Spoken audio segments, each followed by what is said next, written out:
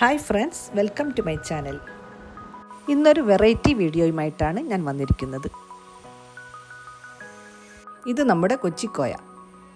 കൊച്ചി നഗരം സ്ഥാപിച്ച പോർച്ചുഗീസുകാരാണ് ഇത് ആദ്യമായി അവതരിപ്പിച്ചത് എന്നൊരു അഭിപ്രായമുണ്ട്. കൈകൊണ്ടുണ്ടാക്കുന്ന മിശ്രിതം എന്നർത്ഥം വരുന്ന കുഴ എന്ന പ്രാദേശിക വാക്കിൽ നിന്നായിരിക്കാം കോയ എന്ന വാക്ക് രൂപം കൊണ്ടത്.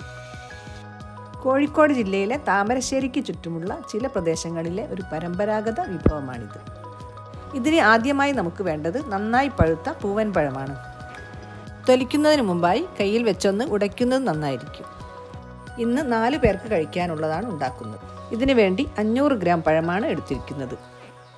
ഇതുകൂടാതെ 100 ഗ്രാം ചെറിയുള്ളി ചതച്ചത്, 2 ശർക്കരയുടെ പാനി, 4 ഇഞ്ച് നീളത്തിലുള്ള ഇഞ്ചിയുടെ നീര്, 1 തേങ്ങയുടെ വെള്ളം, ആവശ്യത്തിന് പഞ്ചസാര, അല്പം ഉപ്പ്, 1 വലിയ ചെറുനാരങ്ങയുടെ നീര്, 1 തേങ്ങയുടെ പാൽ അധികം വെള്ളം ചേർക്കാതെ പിഴിഞ്ഞെടുത്തത്, 500 പാൽ എന്നിവയാണ്.